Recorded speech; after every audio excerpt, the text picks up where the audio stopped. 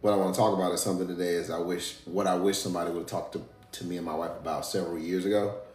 Me thinking being in this financial services space, license, you think you got things in order, you think you got things aligned, you think you structured the right way, but I realized that when cancer knocked at our door, it didn't even really knock, it just came in.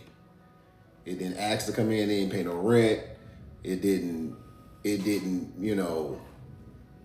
care. It just showed up, one of them uninvited guests. With uninvited guests from a personal level, you can, nah, man, we not home, or you can kick them out. This one's a little bit different. It was something that kind of made you open your eyes and really look at some things from a different perspective. So what I discovered is being somebody that was a husband and a father, making money and taking care of the house was not enough. Had savings, had stocks, had, crypto, bonds, things of that nature.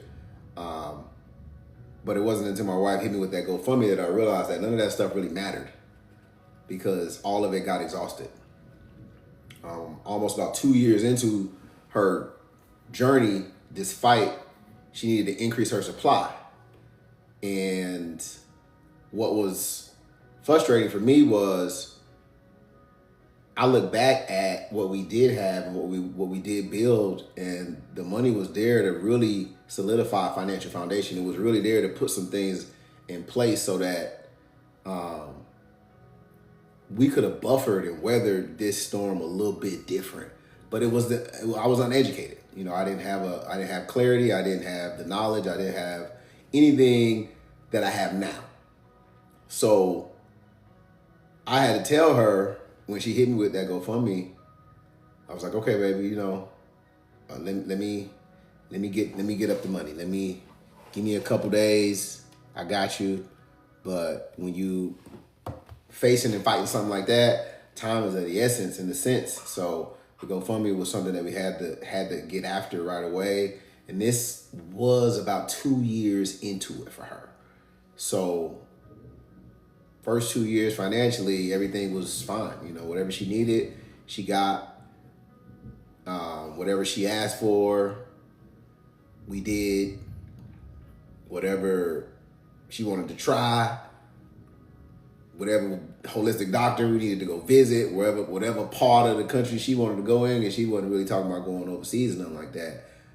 But if she needed to go overseas, she would have been overseas. But whatever part of this country that she wanted to go in, we went, man. So one of the things that I wish I had learned was that a health crisis can become a financial crisis at the same time. It can all happen at the same time. And you typically think that something like this doesn't happen to you. It can't happen to you. It won't happen to you. How can this that you see happen outside your home affect you? You have that mindset, but when it really hits your house, it messes you up. It really messes you up. And it messed her up, it messed me up, it messed the kids up. But we did what we needed to do to make sure those last 2.5 years we gave it everything that we had. We gave it everything that we had. And I am somebody now, because her and I started KG First Financial together. About a year or so in, we both got licensed because we were learning some things that other families and other business partners already knew. So that was one of the situations where I was like, wow, it's too late. In my mind, I can't say it out loud because it was too late for me to put some of this stuff in place. It was too late for me to reorganize. It was too late everything was over. I remember working for a company some years ago called Myers. I think I was like 16, 17 years old. And they had a preventative maintenance department.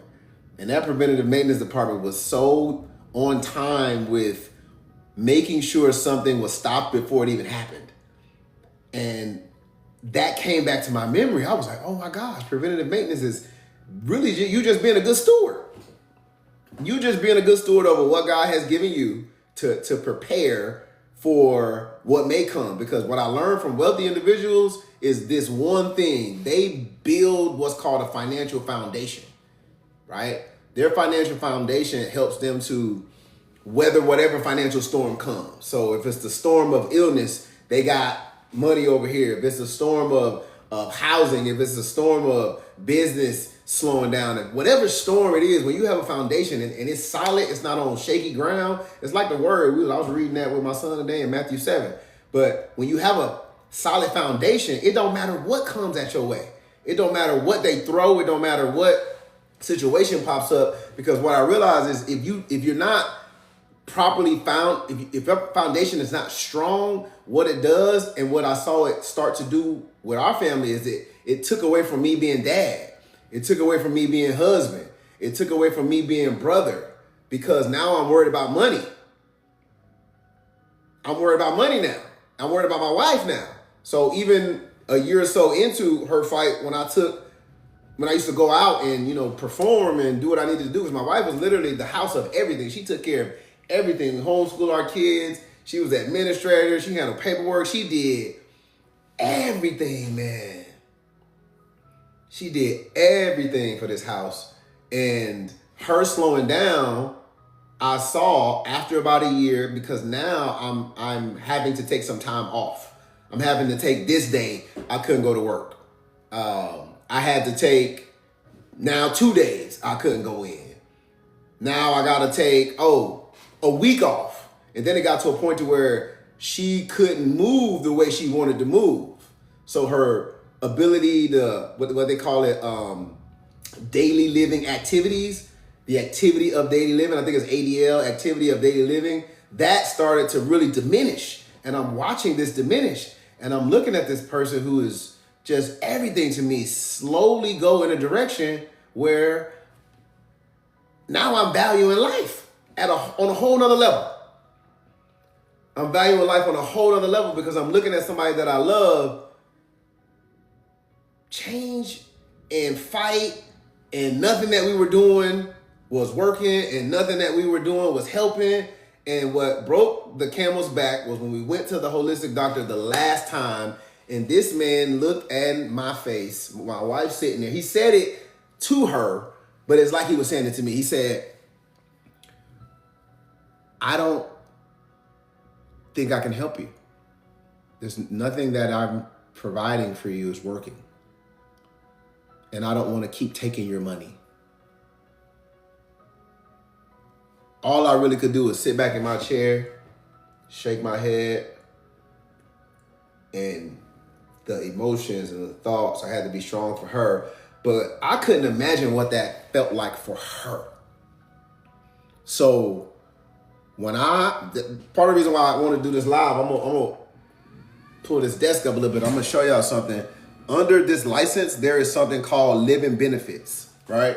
Now, living benefits is pretty unique because as a licensed professional agent, if you don't have living benefits in place, you might want to reevaluate what you do have. If you're not sitting down with somebody and they're showing you what living benefits can do, this is something that I know had I had in place for her would have changed financially things. I'm not saying it would have shifted the medical, because the results were the results. If God was going to take her, he was going to take her. But the quality of life would have been different. So I'm going to show y'all something real quick. Just give you a quick little breakdown.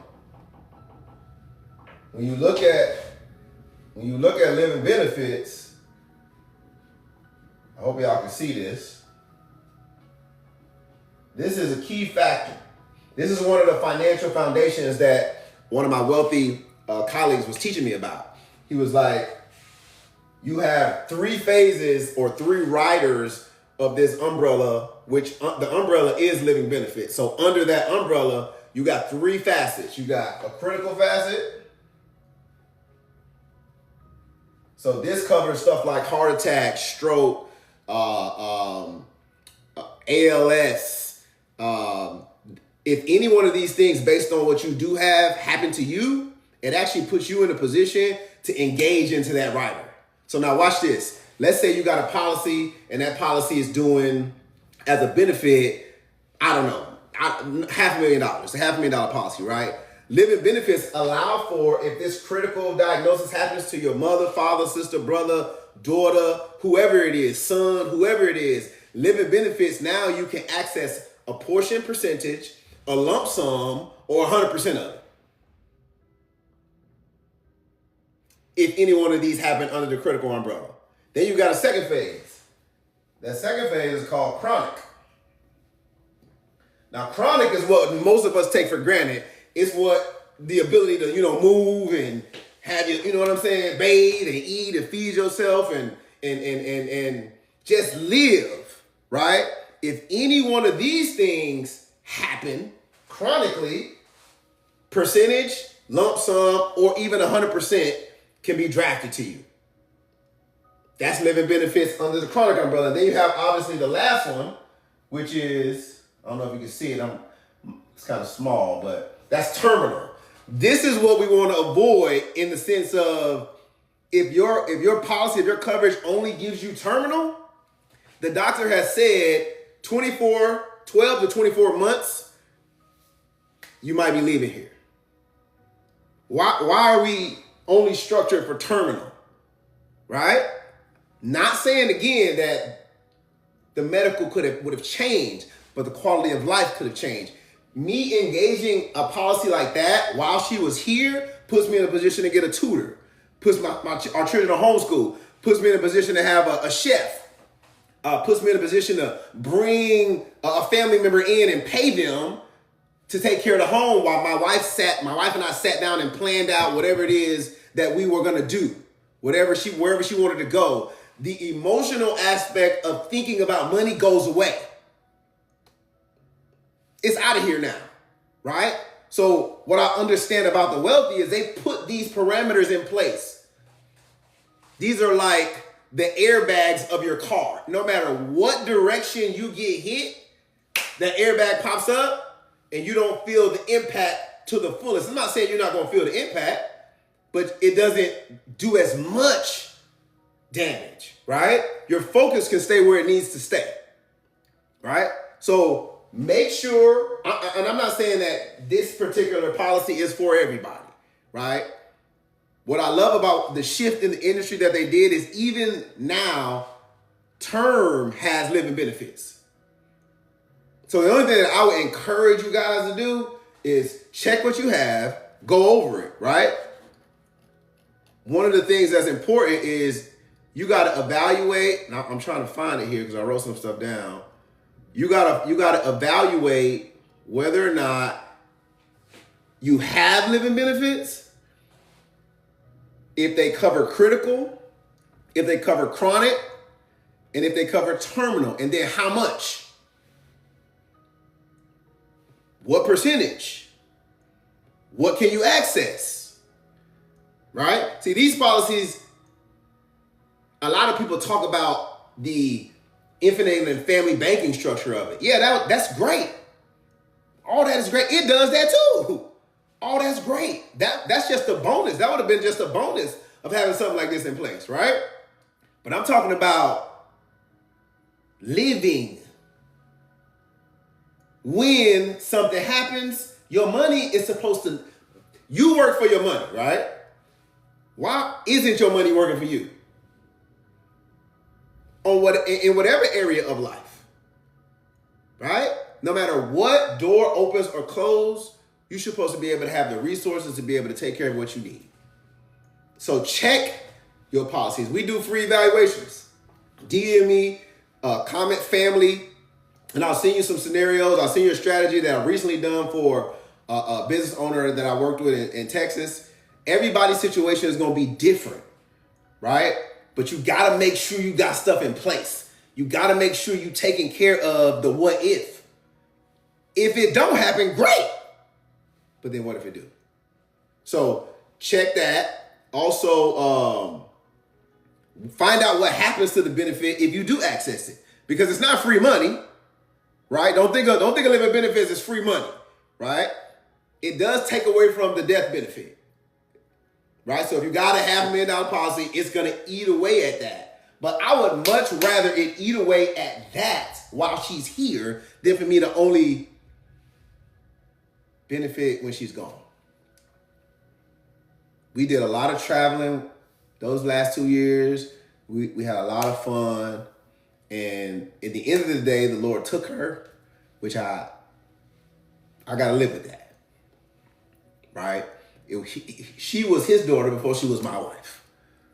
So I have to live with that. And I'm okay with that. As a single dad now, raising the 2 kids, y'all don't hear them. They gotta lock them out when I'm taking care of stuff, right? But if you're a husband, if you're a father, if you're a brother, if you're a business owner, if you're somebody that is generating revenue, and I don't care what level it is, if you're somebody that's generating revenue, make sure that your money is in position for you. Make sure your money is in position for your family. Because again, legacy isn't what you leave behind. Legacy is what you build for your family while you're here. So KG first, just wanted to tap in with y'all. Comment family. I can send you a scenario that we do for this scenario. For those who comment family, is a family whose friend called them and stated, hey, did you hear that my so-and-so got diagnosed with cancer? So we just want to make sure that we can help as many people as possible. This is just education, information. What you do with it is what you do with it. We just here to help. Keep God first. I'm going to tap in with y'all later. We're going to do more of these. Just make sure you guys are educated. Make sure you have the information. And if you got any questions, just shoot me a DM. But type family down in the comments if you want me to send you that scenario. You can review it. If you got any questions about anything, you want to set up something with one of our team members, it's on y'all. Tap in with us. Hope this helps somebody. We'll talk to y'all later.